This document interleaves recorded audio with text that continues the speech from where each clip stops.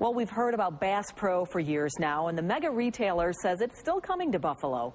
But a new study casts doubt on whether its arrival will really reel in any spin-off development.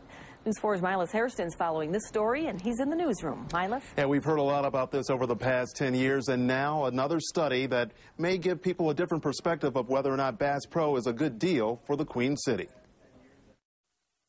For nearly a decade, Western New Yorkers have heard what a Bass Pro store in Buffalo could do for the local economy. Time and time again, Bass Pro has failed to live up to the promises that have won it hundreds of millions of dollars in taxpayer money.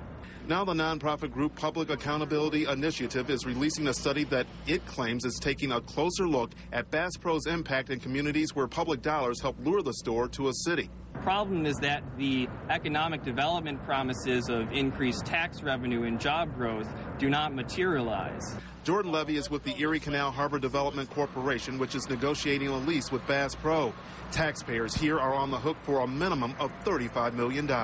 I think that the individuals that did the report did it intending from the day one to write a negative report about Bass Pro. Now the goal is to still have Bass Pro fill this hole behind me, the site of the old Aud. The group says it's not anti-Bass Pro, it just wants taxpayers to have all the right information.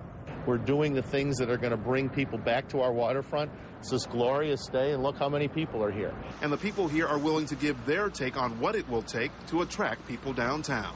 I think Bass Pro is a good idea. I would also like to see a lot of little restaurants along the waterfront, activities to do. I think more stores besides Bass Pro.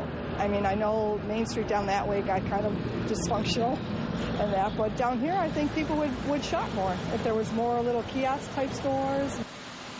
Now, Jordan Levy tells me he's hoping the lease with Bass Pro is signed sometime this summer. However, he has concerns negative media coverage could keep the retailer from opening a store here. We'll continue to follow this one for you. In the newsroom, Milas Hairston, News 4.